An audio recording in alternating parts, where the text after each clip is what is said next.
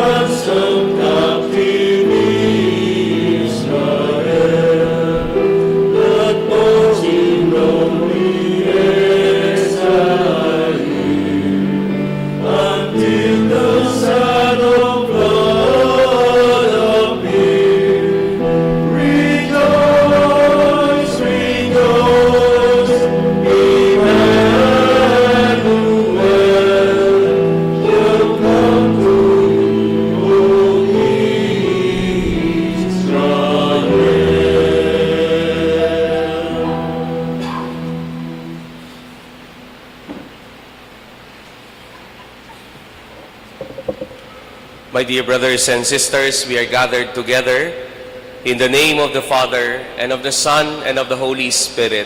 Amen. The grace of our Lord Jesus Christ, and the love of God the Father, and the fellowship of the Holy Spirit be with you all. And with your spirit. My dear brothers and sisters, we celebrate today, Saturday of the first week of Advent, and at the same time we continue to pray for our sick brothers and sisters, that God may touch them always in all the days of their lives. And at the same time, they may understand, and we may understand, that our sickness and sufferings in union with Christ are salvific. Coming together as God's family before we receive the Word of God and the body of Christ in today's Eucharist, let us first pause for a moment and let us ask God to forgive us of our sinfulness, for He is full of gentleness and compassion.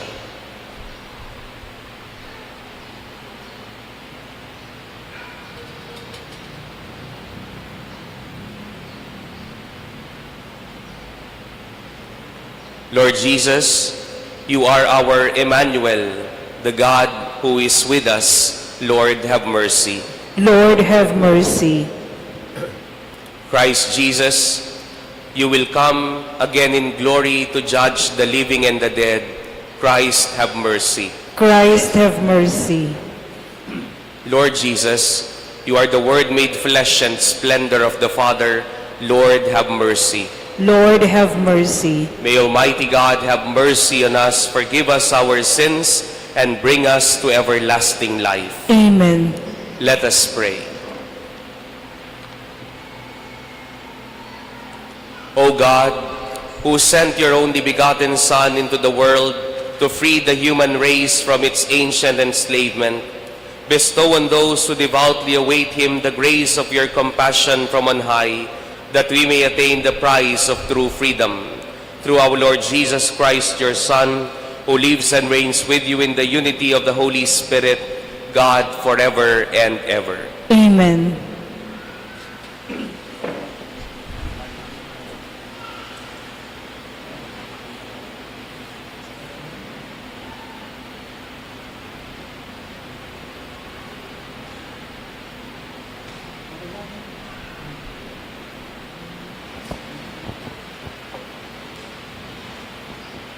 A reading from the book of the prophet Isaiah. Thus says the Lord God, Israel, O people of Zion, who dwell in Jerusalem, no more will you weep. He will be gracious to you when you cry out. As soon as he hears, he will answer you. The Lord will give you the bread you need and the water for which you thirst. No longer will your teacher hide himself, but with your own eyes you shall see your teacher. While from behind a voice shall sound in your ears, this is the way, walk in it. When you would turn to the right or to the left, he will give rain for the seeds that you sow in the ground, and the wheat that the soil produce will be rich and abundant. On that day, your cattle will graze in spacious meadows. The oxen and the asses that till the ground will eat silage tossed to them with shovel and pitchfork. Upon every high mountain, the lofty hill, there will be streams of running water. On the day of the great slaughter, when the towers fall, the light of the moon will be like that of the sun, and the light of the sun will be 7 times greater, like the light of 7 days. On the day of the Lord bind us the wounds of his people. He will heal the bruises left by his blows. This is the word of the Lord. Thanks be to God. Happy are all who long for the coming of the Lord. Happy are all who long for the coming of the Lord. Praise the Lord, for he is good. Sing praise to our God, for he is gracious. It is fitting to praise him. The Lord rebuilds Jerusalem, that disperse of Israel he gathers. Happy are all who long for the coming of the Lord. He heals the brokenhearted and binds up their wounds. He tells the numbers of the stars. He calls each by name. Happy are all who long for the coming of the Lord.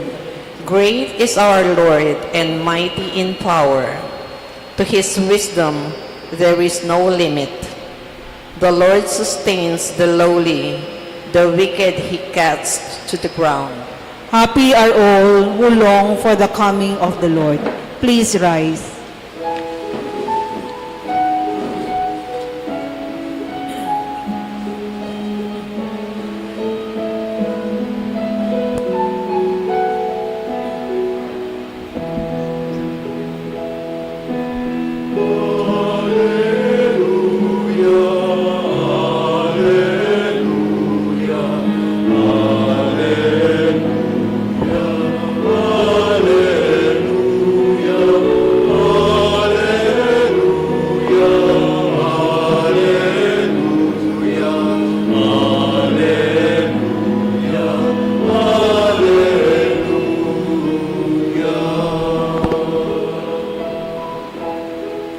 Prepare the way of the Lord, make straight his paths.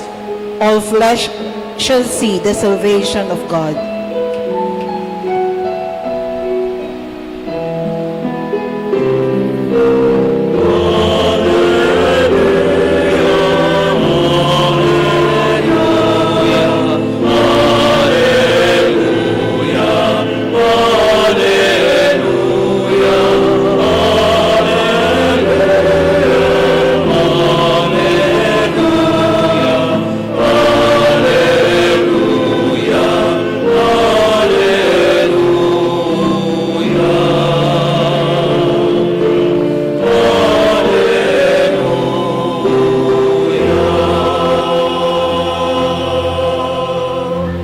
The Lord be with you. And with your A spirit. reading from the Holy Gospel according to Matthew. Glory to you, O Lord.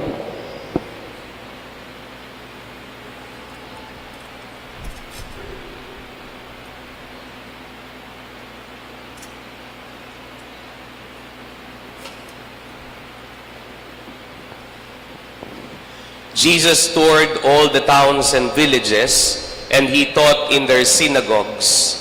He proclaimed the good news of God's reign, and he cured every sickness and disease. At the sight of the crowds, his heart was moved with pity. They were lying prostrate from exhaustion, like sheep without a shepherd. He said to his disciples, "The harvest is good, but laborers are scarce.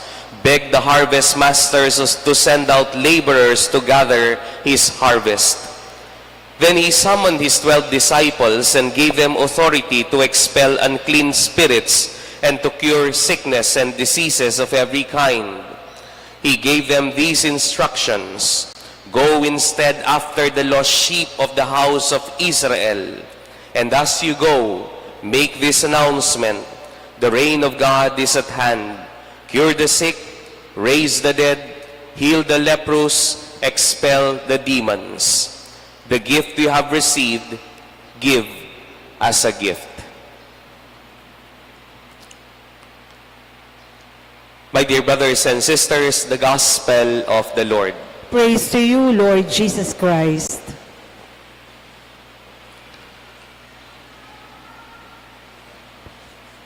Good morning po sa inyong lahat. Good morning po, Father.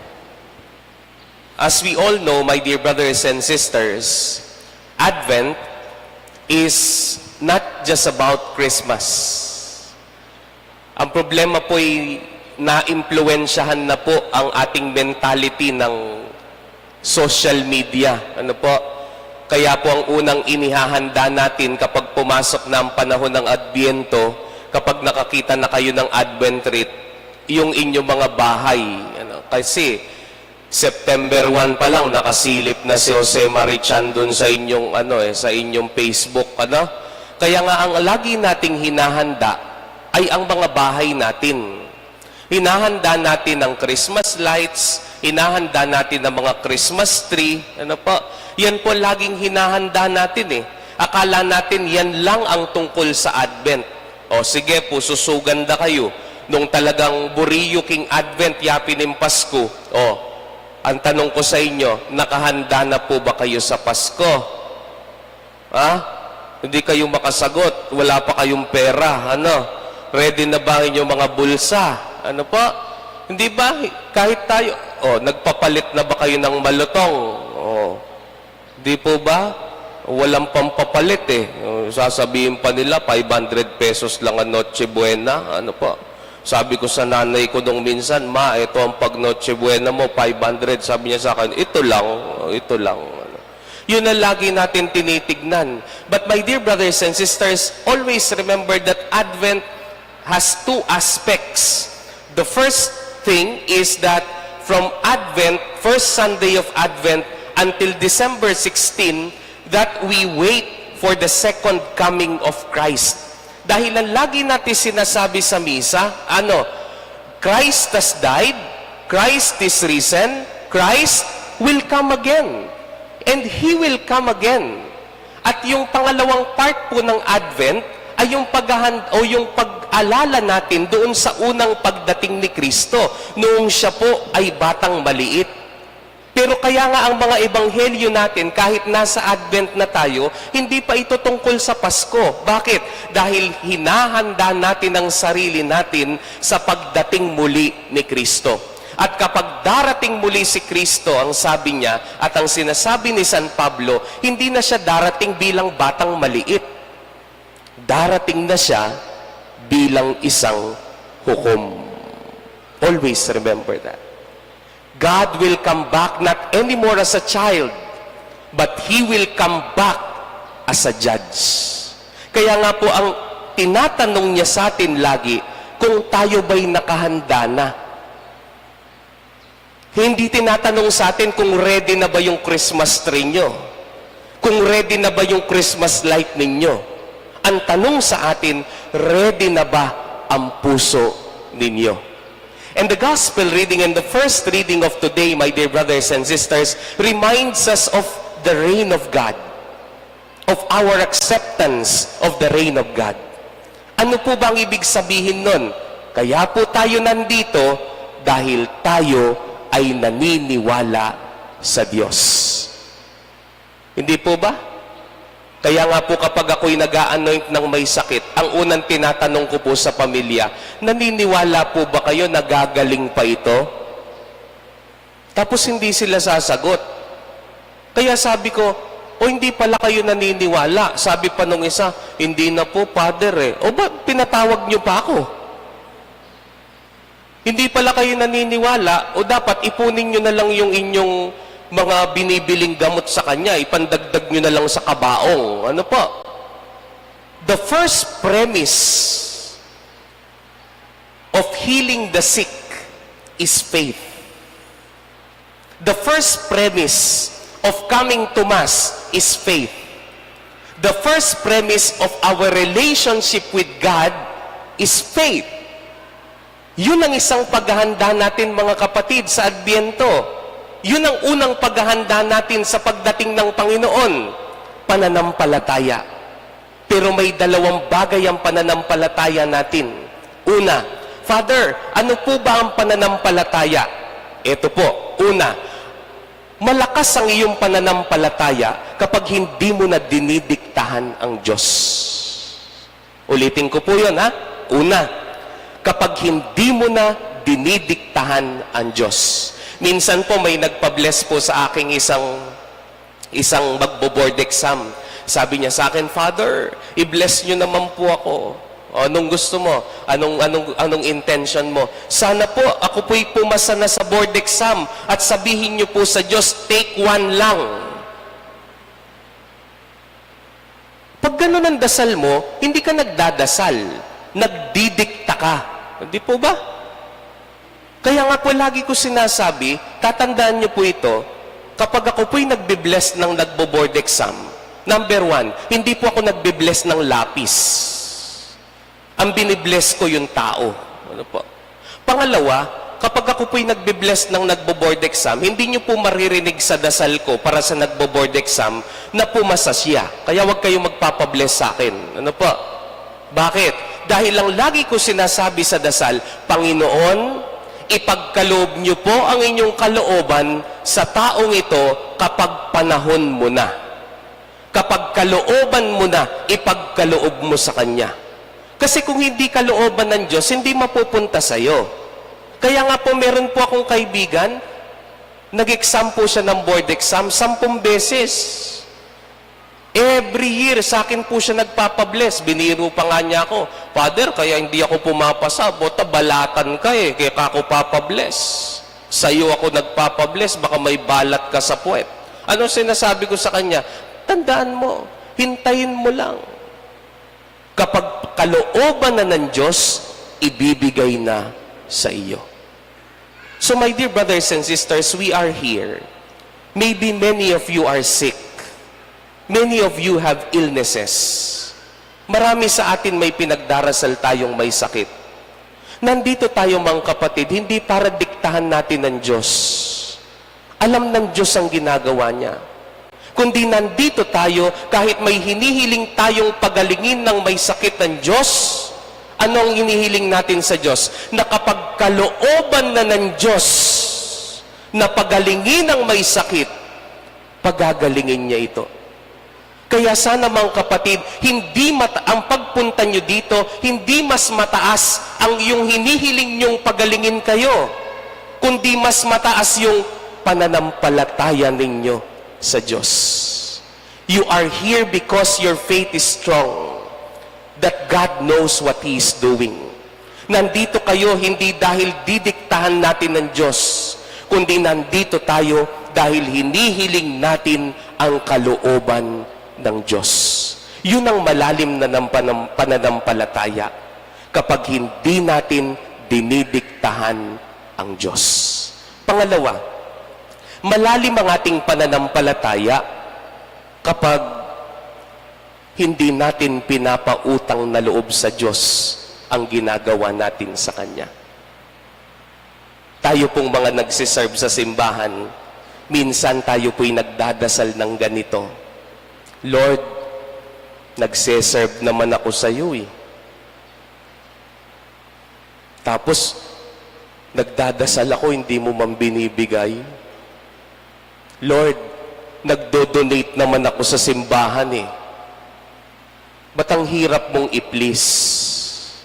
Lord, kung kailan ba ako malapit sa iyo, kung kailan ba ako nagsisilbi sa iyo, kung kailan ba ako may binibigay sa iyo, dito dumadapo ang sakit na ito. Ibig sabihin mga kapatid, hindi ka nananampalataya. Nagbi-business ka. Hindi po ba? Ano po ba ang business? Magbibigay ka, may kapalit sa iyo.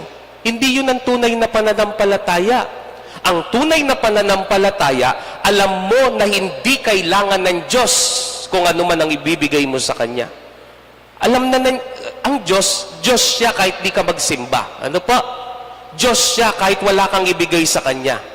Pero bakit tayo nagsisimba? Hindi dahil kailangan tayo ng Diyos, kundi kailangan natin ang Diyos. Alam niyo po yung matibay na pananampalataya, ganito po. Kapag ang dasal mo ganito na, alam mo na matibay na ang iyong pananampalataya. Pag sinasabi mo sa Diyos, Lord, kahit hindi niyo po ibigay yung hinihiling ko, magsisimba pa rin po ako. Lord, kahit hindi niyo po ako pagalingin, mahal ko po kayo. Lord, kahit hindi niyo po ibigay ang aking kahilingan, magsiserve pa rin po ako sa inyo. That is faith. That is the faith that God wants from us. Yung pananampalataya na hindi nagpapautang na loob. Yung pananampalataya na hindi nagbi-business. At kapag ganyan ang ating pananampalataya, ito po sinisigurado ko sa inyo. Kapag ikaw ay pumupunta sa simbahan at ikaw ay nagdadasal, at hindi mo dinidiktahan ng Diyos sa Kanyang dapat gawin, at hindi mo pinapautang na loob sa Kanya ang ginagawa mo para sa Kanya, ito ang tatandaan ninyo. Kahit hindi ka na humingi sa Kanya, ipagkakaloob niya sa iyo. So my dear brothers and sisters, we come here every first Saturday for healing.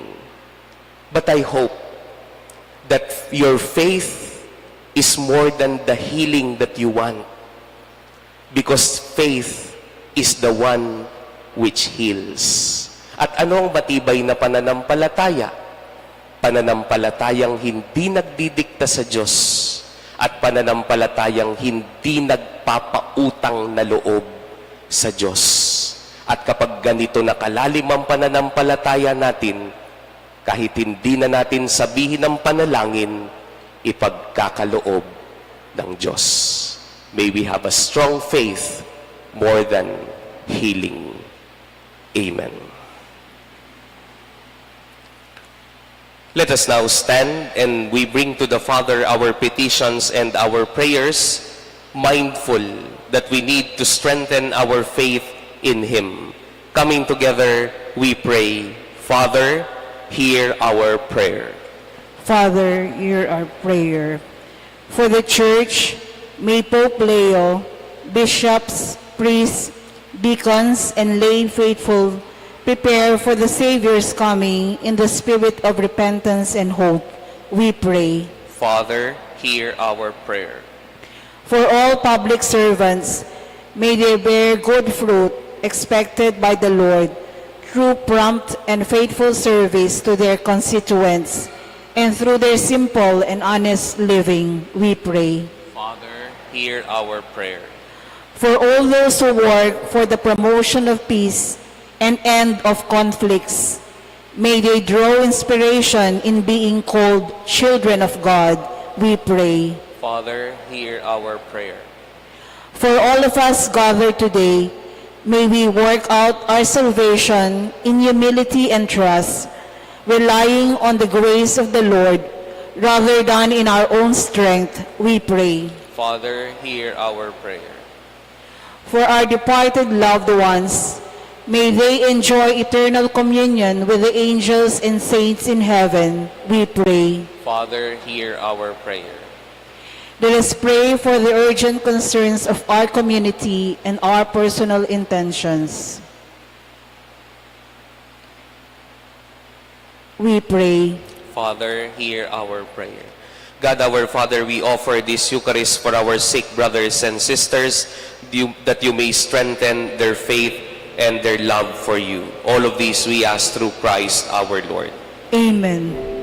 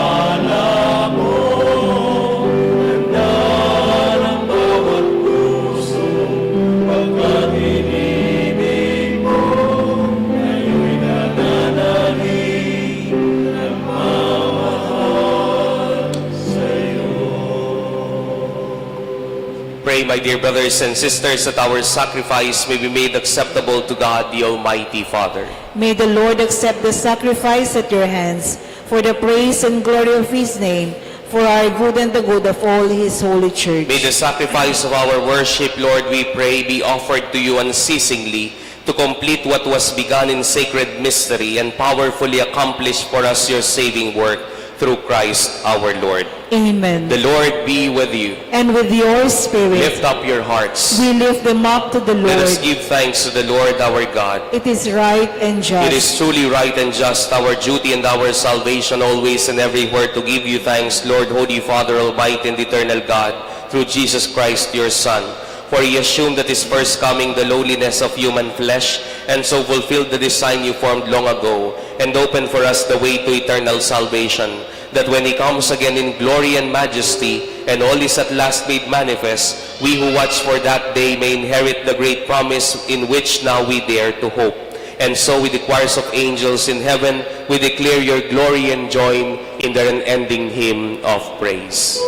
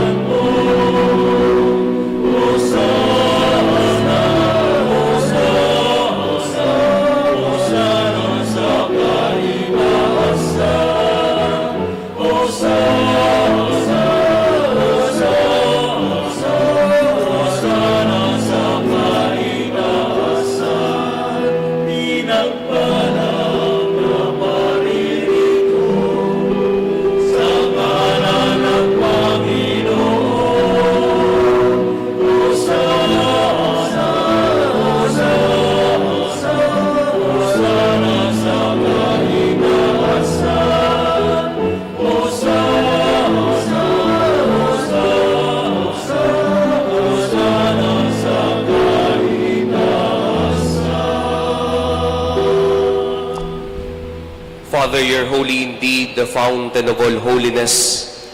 Let your Spirit come upon these gifts to make them holy, so that they may become for us the body and blood of our Lord Jesus Christ. Before he was given up to death, a death he freely accepted, the Lord Jesus took bread. He gave you thanks and praise, Father. He broke the bread and gave it to his disciples, and he said, "Take this, all of you, and eat of it. For this is my body, which will be given up for you."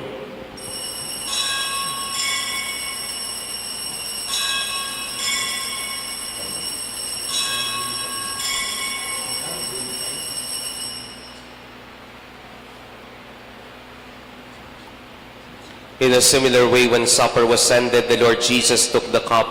Again, he gave you thanks and praise, Father. He gave the cup to his disciples, and he said, "Take this, all of you, and drink from it. For this is the cup of my blood, the blood of the new and everlasting covenant. It will be shed for you and for all, so that sins may be forgiven. Do this in memory of me."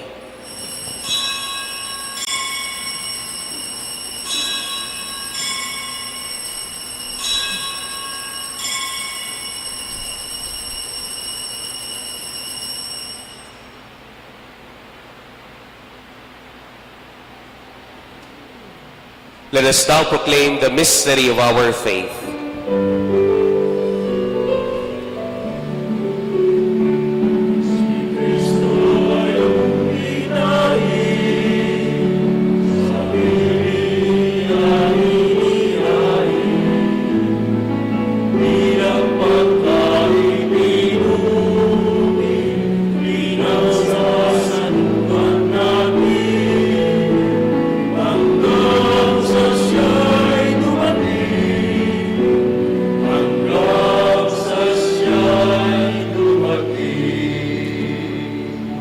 In memory of his death and resurrection, we offer you, Father, this life-giving bread and this saving cup. We thank you for counting us worthy to stand in your presence and serve you. And may all of us who share in the body and blood of Christ be brought together in unity by the Holy Spirit. Father, remember your church throughout the world, and make us grow in love together with Leo, our Pope, Florentino, our Bishop, and all the clergy. Remember also our brothers and sisters who have gone to their rest in the hope of rising again. Bring them and all the departed into the light of your presence. Have mercy on us all, and make us worthy to share eternal life with Mary, the Virgin Mother of God, Saint Joseph, with the apostles and all the saints who have done your will throughout the ages. May we praise you in union with them and give you glory through your Son, Jesus Christ. Through him, with him, and in him, in the unity of the Holy Spirit, all glory and honor is yours, Almighty Father, forever and ever.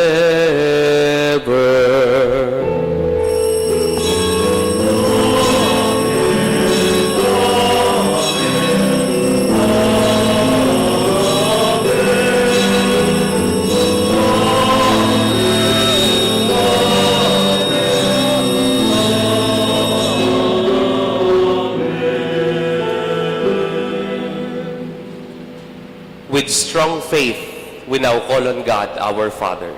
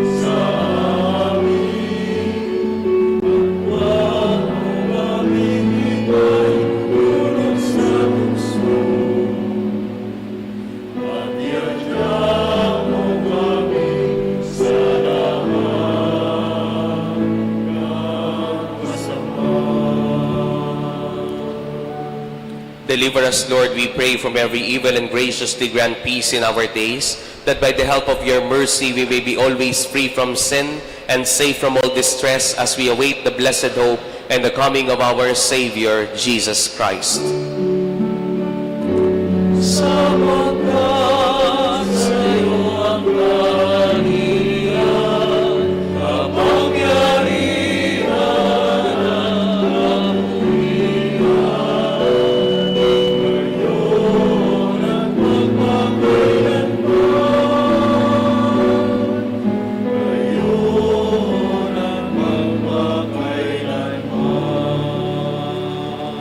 Lord Jesus Christ, who said to your apostles, I leave you peace, my peace I give you. Look not on our sins, but on the faith of your church, and grant us the peace and the unity of your kingdom, where you live forever and ever. Amen. The peace of the Lord be with you always. And with your spirit. As brothers and sisters, we offer each other a sign of peace. Peace be with you po sa inyo lahat.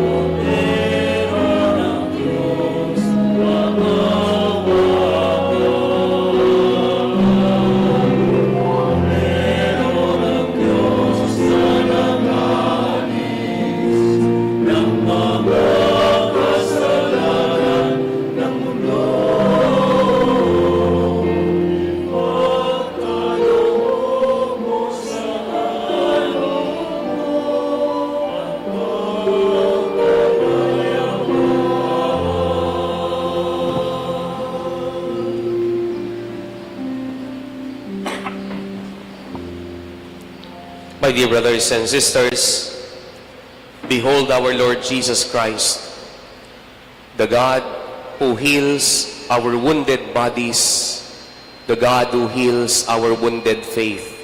Happy are we now and blessed who are to receive Him in this Holy Communion. Lord, I am not worthy that you should enter under my roof, but only say the word, and my soul shall be healed.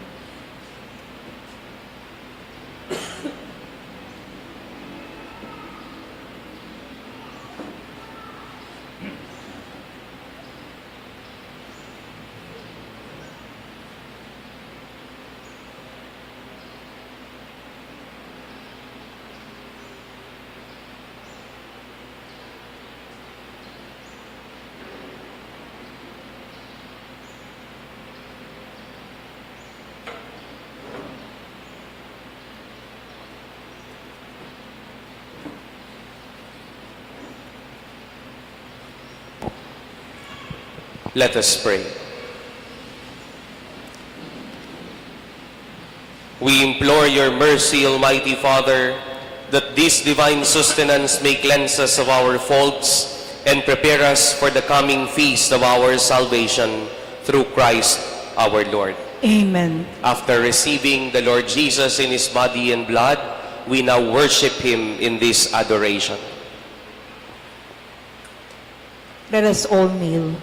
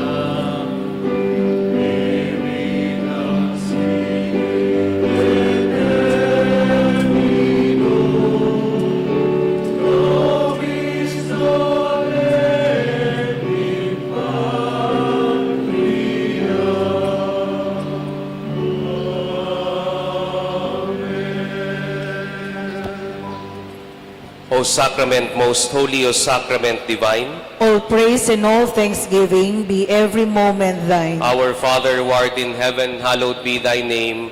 Thy kingdom come, thy will be done on earth as it is in heaven. Give us this day our daily bread, and forgive us our sins, as we forgive those who sin against us. Do not bring us to the test, but deliver us from evil. Amen. O Sacrament most holy, O Sacrament divine, All praise and all thanksgiving be every moment thine. Hail Mary, full of grace, the Lord is with you.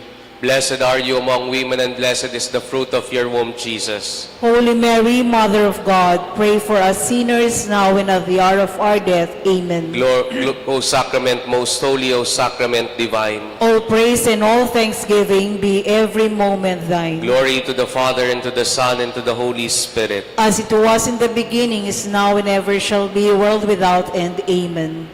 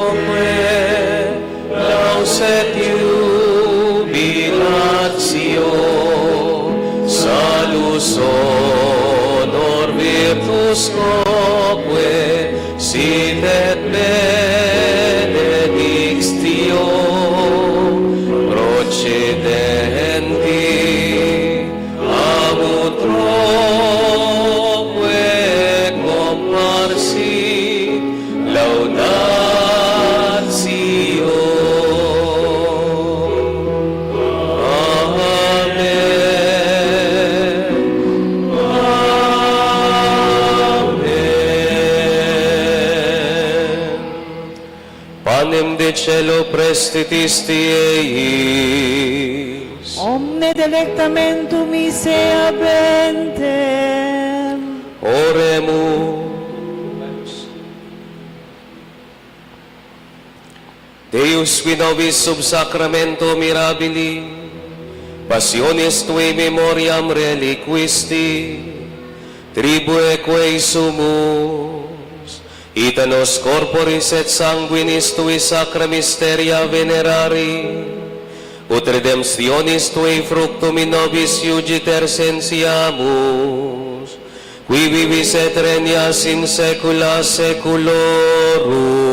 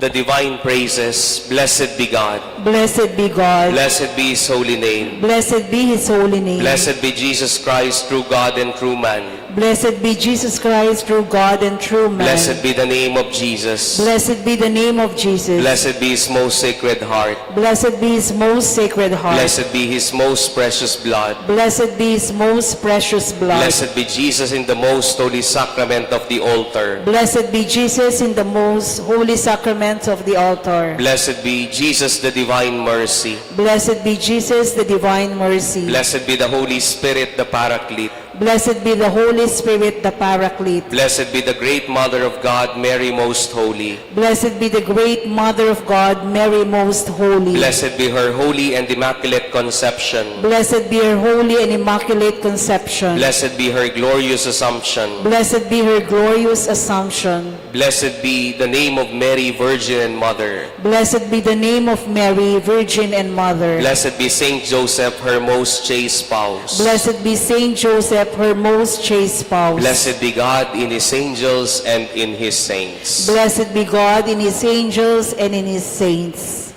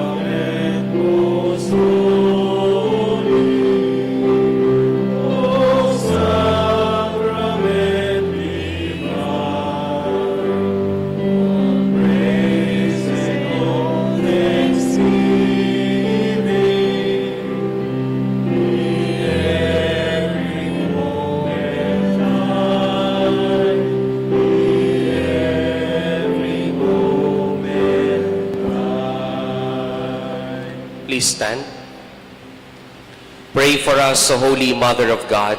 That we may be made worthy of the promises of Christ. Salve Regina, Mater misericordiae, vita dulcedo, et spes nostra salve. A te clamamus,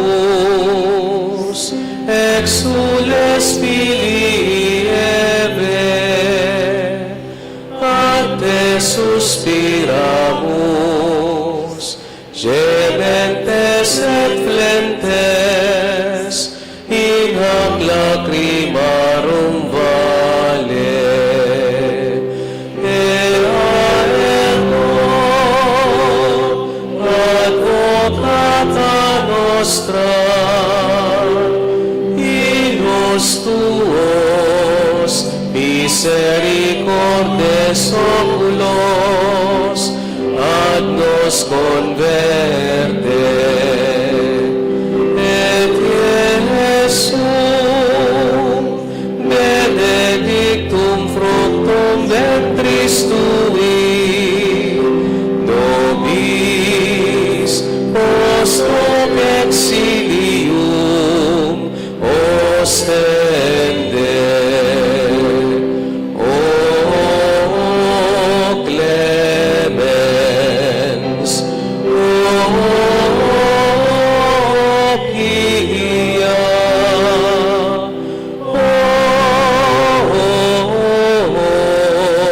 o dulcis Virgo Maria.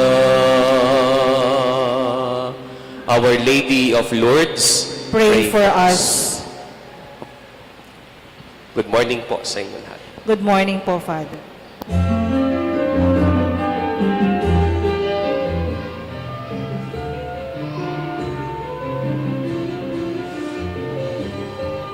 Walang araw ang liwanag, matatanaw ng bulan, ang kagandahan ng umaga, ang mamasdan sa tuwina.